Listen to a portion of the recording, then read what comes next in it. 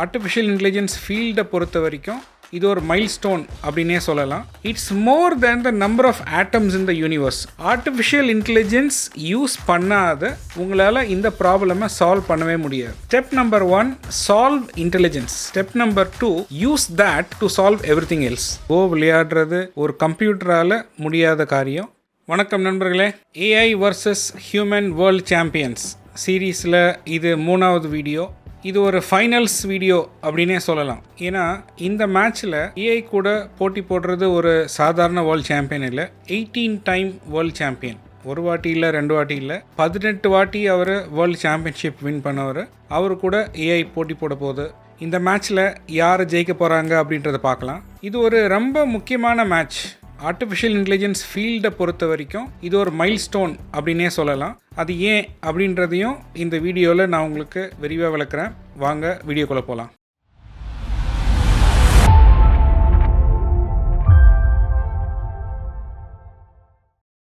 இந்த AI versus humans சீரீஸில் first வீடியோவில் நம்ம செஸ்ஸை பார்த்தோம். IBM deep blue versus carry Kasparov. So அந்த மேட்ச்சில் எப்படி ஏஐ கேரி காஸ்பரோவை டிஃபீட் பண்ணிச்சு அப்படின்றத பார்த்தோம். செகண்ட் வீடியோவில் நம்ம ஜெப்போடி கேமை பார்த்தோம். அதாவது செஸ்லேருந்து ஒரு லெவல் மேலே போய் நேச்சுரல் லாங்குவேஜ் ப்ராசஸிங்கில் ஏஐ எப்படி ஒரு வேர்ல்டு சாம்பியனை வின் பண்ணிச்சு. ஸோ அந்த மேட்ச்சில் 1 இல்லை 2 பேர் இருந்தாங்க, Ken Jennings and Brad ரட்டர். That was episode 2. So இந்த 2 வீடியோஸும் நீங்கள் பார்க்கலன்னா கவலைப்படாதீங்க. இந்த வீடியோட டிஸ்கிரிப்ஷனில் நான் அந்த லிங்க்ஸை கொடுக்குறேன். இந்த வீடியோ பார்த்து முடிச்சுட்டு நீங்கள் போய் அந்த வீடியோ பார்க்கலாம். ஏன்னா you can watch this in any order. இப்போ இன்னைக்கு வீடியோவில் நம்ம என்ன கேமை பார்க்க போகிறோம். இந்த கேமுடைய பேர் வந்து கோ. இது ஈஸ்ட் ஏஷியன் கண்ட்ரீஸில் ரொம்ப popular. Mainly Korea, China and Japan. இந்த 3 கண்ட்ரீஸ்ல வந்து இது ரொம்ப பாப்புலர். கொரியால வந்து இந்த கேமுக்கு படுக் அப்படின்னு சொல்றாங்க. அண்ட் சைனால இதுக்கு பேர் வந்து வெய்கி. இது ஒரு போர்டு கேம். இது ரொம்ப சிம்பிள் கேம், 2 பேர் விளையாடுற கேம். இதுல வந்து அந்த போர்டுல கட்டங்கள் இருக்கு. 19x19, 19க்கு 19 லைன்ஸ் போட்டிருக்காங்க. அதுல 2 பேரை மாத்தி மாத்தி கல் வைக்கிறாங்க. ஒன்னு பிளாக் கலர் கல் இருக்கும், இன்னொன்னு ஒயிட் கலர் கல் இருக்கும். இந்த கேம்ல வின்னரை வந்து நம்ம எப்படி டிசைட் பண்றோம் அப்படின்னா, நீங்க வந்து கல்லை அடிக்கிட்டே போறீங்க. ஸோ ஒரு பிளாக் கல் எல்லாம் சேர்ந்து ஒரு ஏரியா ஃபார்ம் ஆனா அந்த ஏரியால எத்தனை ஸ்கொயர்ஸ் இருக்கு, ஒயிட்ஸ் எல்லாம் சேர்ந்து ஒரு ஏரியா ஃபார்ம் பண்ண அதுல எப்படி இருக்கு அப்படின்றது. ஸோ இந்த ஃபுல் போர்டில் எவ்வளோ ஏரியாவை பிளாக் கேப்சர் பண்ணியிருக்கு, எவ்வளோ ஏரியா ஒயிட் கேப்சர் பண்ணியிருக்கு அப்படின்றத பொறுத்து தான் இந்த கேமுடைய வின்னரை வந்து நம்ம டிசைட் பண்றோம். இப்போ இந்த கேம் ஏன் ஜெப்போடியை விட செஸ்ஸை விட காம்ப்ளெக்ஸ் அப்படின்னா, செஸ்ஸை விட 200 டைம்ஸ் மோர் காம்ப்ளெக்ஸ் இந்த போர்டு. ஒரு மூவ் பண்ணும்போதும் the number of possibilities in the entire board, it's more than the number of atoms in the universe. அவ்வளோ காம்ப்ளெக்ஸ். இந்த உலகத்தில் இருக்கிற எல்லா ட்ரெடிஷ்னல் கம்ப்யூட்டர்ஸையும் நீங்கள் கொண்டு வந்து சால்வ் பண்ண நினைச்சிங்கனாலும் ஒரு ப்ரொஃபஷனல் லெவல் கோ பிளேயருடைய லெவலுக்கு உங்களால் ஒரு ஏஐ சிஸ்டமை பண்ண முடியாது. ஸோ ஆர்டிஃபிஷியல் இன்டெலிஜென்ஸ் யூஸ் பண்ணாத உங்களால் இந்த ப்ராப்ளமை சால்வ் பண்ணவே முடியாது. இன்னொன்று என்னன்னா, இந்த கேம் வந்து it is not pure mathematical ability. There's a lot of creativity involved in playing the game. Korea மாதிரி கண்ட்ரீஸ்லாம் எப்படின்னா, இது வந்து ஒரு குருகுலம் அப்படின்னு சொல்ல அந்த காலத்துல ஒரு இடத்துல போய் தங்கி மக்கள் படிக்கிறது. அந்த மாதிரி சின்ன வயசுலயே பசங்க போயிட்டு இந்த ஸ்கூல்ல சேர்ந்து ஃபுல் டைமா கோ படிக்கிறாங்க. அந்த அளவுக்கு ஒரு பாப்புலரான கேம் இது கொரியால. ஸோ இந்த கேமை வந்து டீப் மைண்ட் அப்படின்ற ஒரு கம்பெனி வந்து ஒரு சேலஞ்சா ஏத்துக்கிறாங்க. Okay, this is the most complex game to solve using a AI system. So இதை நம்ம எடுத்து இதுக்கு ஒரு சொல்யூஷனை நம்ம கண்டுபிடிப்போம் அப்படின்றத இந்த கம்பெனி எடுத்துக்கிறாங்க. அந்த கம்பெனி பேர் டீப் மைண்ட். இந்த கம்பெனியை வந்து 3 பேர் நிறுவுறாங்க. அதுல ஒரு ஆளை பத்தி நம்ம ஆல்ரெடி பேசியிருக்கோம். கூகுள் வர்சஸ் ஓப்பன் ஏஐன்ற ஒரு வீடியோ நான் போட்டிருப்பேன். அதுல டெமிஸ் ஹசாபிஸ் பத்தி ஒரு சின்ன இன்ட்ரோடக்ஷன் கொடுத்திருக்கேன். So he is one of the co-founders. Demis Hassabis and Mustafa Suleyman. இவங்க 3 பேர் சேர்ந்து தான் இந்த கம்பெனி டீப் மைண்ட் கம்பெனியை நிறுவுறாங்க. தே ஆர் த கோ-ஃபவுண்டர்ஸ். இவங்க 3 பேரும் சேர்ந்து they build a system called AlphaGo. That's the AI system that is going to play professional level. இதுல ஃபர்ஸ்ட் அவங்க என்ன பண்றாங்க, இந்த கேமை பில்ட் பண்ணி முடிச்சுட்டு ஒரு யூரோப்பியன் சாம்பியன் கூட நம்ம இதை ஃபர்ஸ்ட் போட்டி போட வைப்போம் அப்படின்னு சொல்றாங்க. அந்த யூரோப்பியன் சாம்பியன் கூட நடக்க போற மேட்சை பத்தி பேசுறதுக்கு முன்னாடி இந்த டீப் மைண்ட் கம்பெனியை பத்தி 1-2 வார்த்தை நம்ம சொல்லணும். 2010ல வந்து அந்த 3 பேரை சேர்ந்து கம்பெனியை நிறுவுறாங்க. 2014ல கூகுள் வந்து இந்த கம்பெனியை அக்வயர் பண்றாங்க, டீப் மைண்டை. ஸோ கூகுளுக்குள்ளேயே வந்து கூகுள் பிரெயின் அப்படின்னு சொல்லி ஒரு டிவிஷன் இருந்துச்சு. அதையும் டீப் மைண்டையும் மர்ஜ் பண்ணி கூகுள் டீப் மைண்ட் அப்படின்ற பிராண்ட்ல வந்து அவங்க அதை அக்வயர் பண்றாங்க. இந்த டீப் மைண்டை பத்தி நம்ம சொல்லணும்னா, they've been fundamental currently working on AI. அதில் மெயின்லி வந்து டெமிஸ் ஹசாபிஸ் அவர் ஒரு ஸ்பீச்சில் சொல்லியிருப்பாரு. அவர்கிட்ட கேட்டாங்க, நீங்கள் வந்து டீப் மைண்டில் என்ன ட்ரை பண்ணுறீங்க, what are you trying to do அப்படின்ட்டு. அவர் வந்து அதை ஒரு 2 ஸ்டேட்மெண்ட்டில் சொல்லுவார். Step number 1 solve intelligence, step number 2 use that to solve everything else. So இன்டெலிஜென்ஸை நம்ம சால்வ் பண்ணிட்டா அதை வச்சு மீதி எல்லா ப்ராப்ளத்தையுமே சால்வ் பண்ணிடலாம் அப்படின்ற ஒரு ஃபண்டமெண்டல் கான்செப்டில் ஆப்ரேட் பண்ணுற company deep mind. So reinforcement லேர்னிங்கில் வந்து அவங்க ஸ்பெஷலிஸ்ட். அதாவது ஒரு இப்போ இந்த AlphaGoவையே நம்ம எடுத்துக்கிட்டோம்னா இது எப்படி ட்ரெயின் பண்ணுறாங்க அப்படின்னா, ஃபஸ்ட்டு வந்து ஒரு thousands ஆஃப் ஆல்ரெடி பிளேடு கோ கேம்ஸை இன்புட்டாக கொடுக்குறாங்க இந்த AlphaGo சிஸ்டம். அதுக்கப்புறம் என்ன பண்ணுறாங்க, இந்த AlphaGo சிஸ்டம்மை அது கூடயே விளையாட வைக்கிறாங்க. So AlphaGo versus AlphaGo millions of times வந்து இது கேம்ஸ் ஆடிக்கிட்டே இருக்கு. ஆட ஒரு கேம் ஆடும்போதும் it is trying to look, ஏன் இந்த கேமில் நம்ம தோத்தோம், இந்த கேமில் டிஃப்ரெண்ட்டாக எப்படி மூவ் பண்ணலாம், இந்த மாதிரி மூவ் பண்ணாக்கா என்ன வரும். ஸோ அவங்க the capability they build into the system, the machine is able to look 60 moves ahead.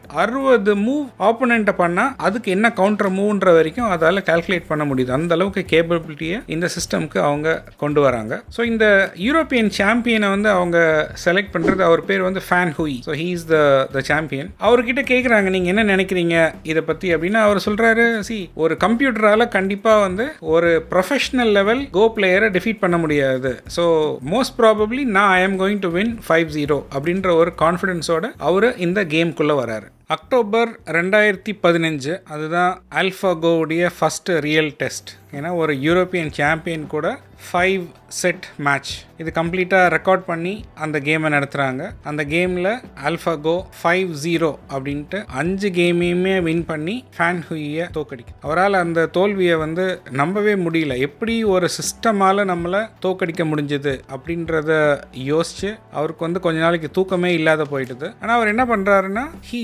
joins DeepMind to develop the system further. ஏன்னா DeepMind உடைய நோக்கம் வந்து ஒரு வேர்ல்ட் சாம்பியனை டிஃபீட் பண்ணணும் அப்படின்றது.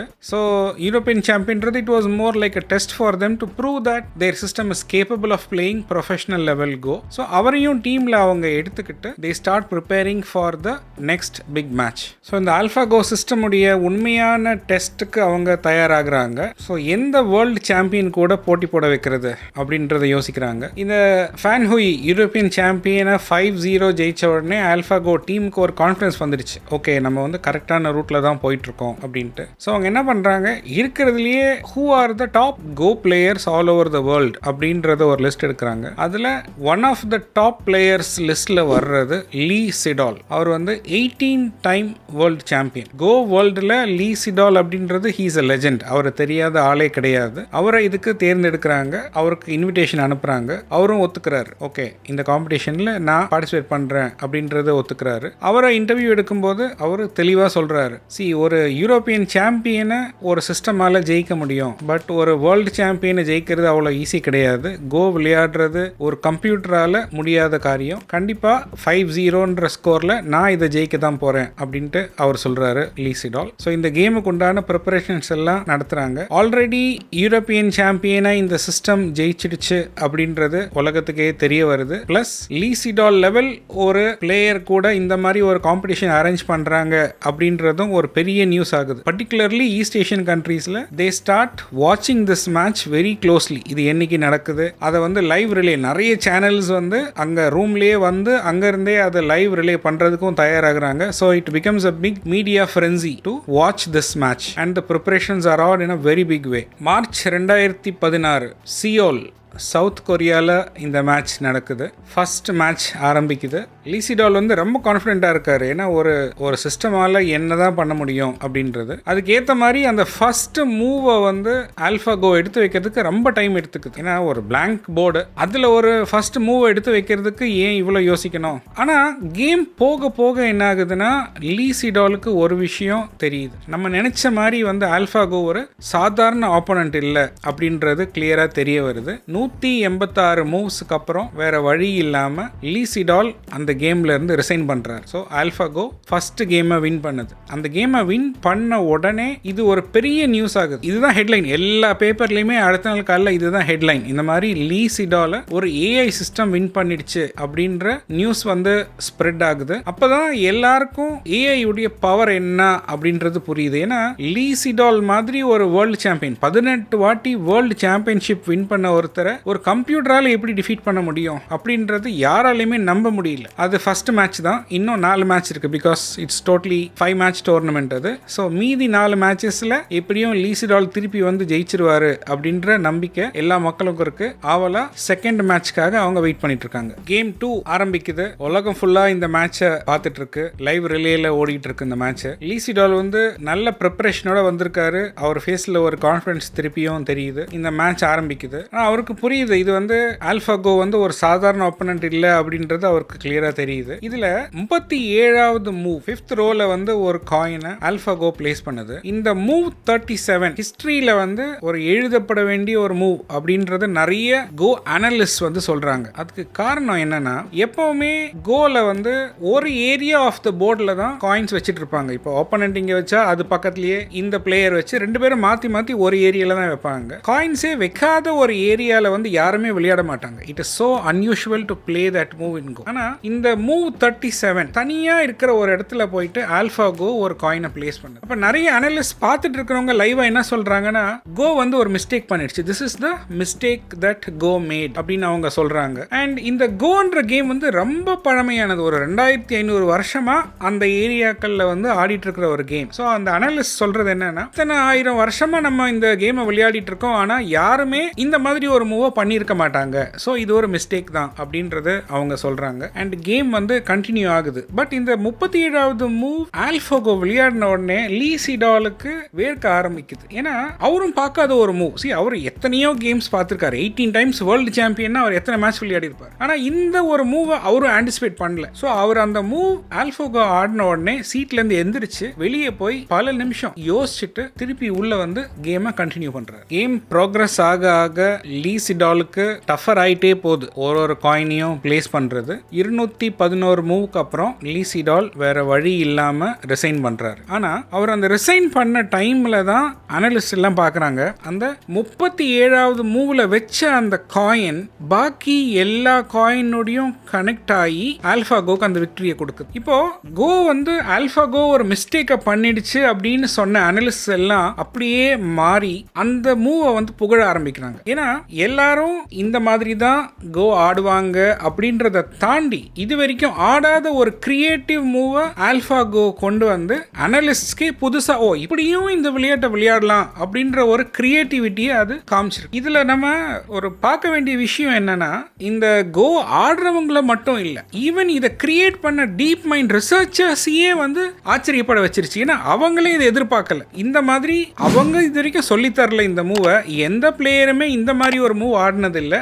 But an AI system can understand a game and be creative and come up with a move that nobody has expected அப்படின்றது ஒரு மைல்ஸ்டோனாவே இந்த மூவ் 37 மாறிச்சு. ஸோ லீ சிடால் அந்த மேட்ச் தோத்து போறாரு 2-0. It is a big shock. And உலகத்துல எல்லாருமே வந்து இவ்வளோ கிரியேட்டிவா ஒரு AI சிஸ்டமால கோ ஆட முடியும் அப்படின்றத அப்ரிஷியேட்டும் பண்ண ஆரம்பிக்கிறாங்க. ஆனா லேசா AI சிஸ்டத்தை பார்த்து பயப்படவும் ஆரம்பிக்கிறாங்க. கேம் 3 ஒரு பெரிய எதிர்பார்ப்போட இந்த மேட்ச் ஆரம்பிக்குது. ஏன்னா 2-0 ஆல்ரெடி AlphaGo லீடிங்ல இருக்கு. அப்ப இந்த கேமையும் AlphaGo ஜெயிச்சிட்டா அப்ப 3-0 ஆயிடும். ஸோ எப்படியாவது ஜெயிக்கணும் அப்படின்ற ஒரு நோக்கத்துல தான் லீ சிடால் இந்த மேட்ச்க்குள்ள இறங்குறாரு. அவர் மட்டும் இல்ல, எல்லா கோ பிளேயர்ஸுமே அவர் ஜெயிக்கணும் அப்படின்ற ஒரு எதிர்பார்ப்போட தான் இருக்காங்க. மேட்ச் ஆரம்பிக்குது. அவர் நினைச்ச மாதிரியே அவ்வளவு ஈஸியா இல்ல. ஏன்னா AlphaGoடைய அந்த கால்குலேஷன்ஸ்க்கு அவரால் ஈடு கொடுக்க முடியல. கடைசியில இந்த மேட்ச்லயும் அவர் தோத்து போயிடுறாரு. ஸோ இப்போ ஸ்கோர்ஸ் AlphaGo 3 லீ சிடால் 0. ஒரு கம்ப்யூட்டர் கிட்ட 3 மேட்ச்ல நம்ம தோத்துட்டோமே அப்படின்ற ஒரு சோகத்தோட லீ சிடால் வரல. அந்த 3 கேம்லயும் எப்படி AlphaGo ஆடிச்சு அப்படின்றத டீடைல்டா உட்கார்ந்து அனலைஸ் பண்ணி ஒரு ஸ்ட்ராட்டஜியோட 4th கேமுக்கு லீ சிடால் வராரு. உலகம் ஃபுல்லா எப்படியாவது இந்த மேட்சை லீ சிடால் ஜெயிக்கணும் அப்படின்ற எதிர்பார்ப்போட இருக்கு. மேட்ச் ஆரம்பிக்குது. நம்ம கேம் 2ல வந்து மூவ் 37 பார்த்தோம். AlphaGo வித்தியாசமா ஆடின மூவ். அதே மாதிரி இந்த கேம் 4ல லீ சிடால் வந்து மூவ் 78ல வித்தியாசமா ஒரு மூவ் பண்றாரு. அதாவது யார் யாருமே எதிர்பார்க்காத மாதிரி ஆல்பாகோவும் எதிர்பார்க்காத மாதிரி ஒரு மூவ் வந்து அவர் பண்றாரு. அந்த மூவ் 78 அவர் பண்ண உடனே ஆல்பாகோ சிஸ்டம் கம்ப்ளீட்டா வந்து கன்ஃபியூஸ் ஆகி போயிடுது. அதுக்கு என்ன இந்த மூவ் அப்படின்றத அதால அனலைஸ் பண்ண முடியல. அந்த மூவ்ல இருந்து அது மிஸ்டேக்ஸ் பண்ண பண்ணி கடைசியில அந்த மேட்சை லீ சிடால் வின் பண்றாரு. So he wins the fourth game. Now the score is 3-1. Game 5 நம்ம India Pakistan cricket match finals மாதிரி அந்த நாடுகள்ல எல்லாருமே டிவி முன்னாடி உட்கார்ந்து இந்த மேட்சை பார்த்துட்டு இருக்காங்க. ஏன்னா 3-1 ஸ்கோர் இருந்தாலும் மனுஷனாலையும் ஒரு ஏஐ சிஸ்டமை வின் பண்ண முடியும் அப்படின்றத லீ சிடால் காமிச்சிட்டாரு. ஒரு பக்கம் 3 மேட்ச் ஆல்பாகோ ஜெயிச்சிருக்கு, ஒரு பக்கம் லீ சிடால் ஜெயிச்சிருக்காரு. இப்போ இது 5வது மேட்ச். இதை யாரு ஜெயிக்க போறாங்க அப்படின்ற அந்த எதிர்பார்ப்போட மேட்ச் ஆரம்பிக்குது. எல்லாரும் எதிர்பார்த்த மாதிரி இது ஒரு பயங்கர டஃப்பான மேட்சா தான் போயிட்டு இருக்கு. என்னெல்லாம் மூவ் ஆல்பாகோ பண்ணதோ அதுக்கு கவுண்டர் மூவ்ஸ் வந்து லீ சிடால் கொடுத்துட்டே இருக்காரு. ஆனாலும் ஆல்பாகோடைய அந்த பவர் இருக்கு இல்லையா, 50-60 மூவ் அஹெடா திங்க் பண்ற அந்த பவருக்கு லீ சிடாலால ஈடு கொடுக்க முடியல. கடைசியில வேற வழி இல்லாம அவரு அந்த கேமை ரிசைன் பண்றாரு. ஸோ ஃபைனல் ஸ்கோர்ஸ் ஆல்பாகோ 4 லீ சிடால் 1. ஸோ இந்த மேட்சை ஆல்பாகோ வின் பண்ணுது. இது வந்து ஆர்டிஃபிஷியல் இன்டெலிஜென்ஸ் ஹிஸ்டரியில வந்து ஒரு வாட்டர் ஷெட் மூமெண்ட் அப்படின்னு சொல்லலாம். ஏன்னா not only about calculations, about sheer calculative power, however complex the problem is, but also about ingenuity and creativity. இது வரைக்கும் மற்றவங்க பண்ணாத ஒரு மூவை கொண்டு வந்து அது மூலமா வின் பண்றது. அது மட்டும் இல்ல, see it is not just about ஆல்பாகோ கூட விளையாடினதுனால லீ சிடாலும் வித்தியாசமா இது வரைக்கும் அவர் ஆடாத ஒரு மூவை ஆடி அந்த கேமை வந்து அவர் வின் பண்றாரு. அது மட்டும் இல்ல, இந்த 5 கேம் மேட்ச் முடிஞ்சதுக்கு அப்புறம் அந்த அடுத்த 2 மாசம் வர்ற எல்லா கேம்ஸ்லயுமே வித் ஹியூமன்ஸ் அதர் சாம்பியன்ஷிப்ஸ்ல போய் லீ சிடால் பார்ட்டிசிபேட் பண்ண எல்லா மேட்சஸ்லயுமே அவர் வின் பண்றாரு. ஏன்னா he gets a new perspective of the game. இது வரைக்கும் அவர் ஆடின கோவை விட புதுசா எப்படியெல்லாம் ஆடலாம் அப்படின்றது அந்த ஆல்பாகோ கூட ஆடின 5 மேட்ச்ல இருந்து அவர் கத்துக்கிறார். So the learning has happened both ways. So இந்த மேட்ச் முடிஞ்ச உடனே ஏஐ உடைய கேப்பபிலிட்டிஸ் என்ன அப்படின்றது உலகம் ஃபுல்லா திரும்பி பார்க்க ஆரம்பிக்கிறாங்க. ஸோ அந்த ஏஐ உடைய ஹிஸ்டரியில இந்த ஆல்பாகோ உடைய இந்த விக்டரி வந்து this is a milestone moment அப்படின்னு நம்ம கண்டிப்பா சொல்லலாம். உலகத்தை முழுசா ஏஐ உடைய கேப்பபிலிட்டிஸ் என்ன அப்படின்றத நோக்கி திருப்பி பார்க்க வச்ச ஒரு மொமெண்ட் அது. இந்த ஆல்பாகோ விக்டரி வந்ததோட டெமிஸ் ஹசாபிஸ் அண்ட் டீம் நிக்கல. இந்த சிஸ்டமை இன்னும் அவங்க டெவலப் பண்ணி ஆல்பாகோ 0 அப்படின்ற ஒரு சிஸ்டமை கொண்டு வந்தாங்க. அதுல அவங்க செல்ஃப் லேர்னிங் இன்ட்ரோடியூஸ் பண்ணாங்க. ஸோ நம்ம இன்புட் கொடுக்காம அந்த சிஸ்டமே ஒரு கேமை பார்த்து கத்துக்கிட்டு கோ விளையாடுற மாதிரி கொண்டு வந்தாங்க. அதுக்கு அடுத்தது ஆல்பா 0. அது வந்து மோர் ஜெனரலைஸ்ட் வெர்ஷன். கோ மட்டும் இல்லாம any board game you give as an input it can learn and then become an expert in that game அப்படின்றத அதுக்கு அடுத்ததா கொண்டு வந்தாங்க. அதுக்கப்புறம் they got into protein folding, alpha fold அப்படின்ற ஒரு சிஸ்டம் அவங்க கொண்டு வந்து புரோட்டீன் ஸ்ட்ரக்சர்ஸ் அனலைஸ் பண்ற ஒரு சிஸ்டம் கொண்டு வந்தாங்க. நம்ம அதெல்லாம் இனி வர்ற வீடியோஸ்ல டீடைல்டா பார்ப்போம். இந்த வீடியோ உங்களுக்கு பிடிச்சிருக்கும்னு நினைக்கிறேன். பிடிச்சிருந்தா இது உங்க ஃப்ரெண்ட்ஸ் கூட ஷேர் பண்ணுங்க, லைக் பண்ணுங்க, சேனலுக்கு சப்ஸ்கிரைப் பண்ணலன்னா சப்ஸ்கிரைப் பண்ணுங்க. ஸோ தட் இனிமே நான் போடுற வீடியோஸ் உங்களை வந்து சேரும். என்னைக்குமே காரியத்தில் கண்ணாருங்க. நன்றி, வணக்கம், டேக் கேர்.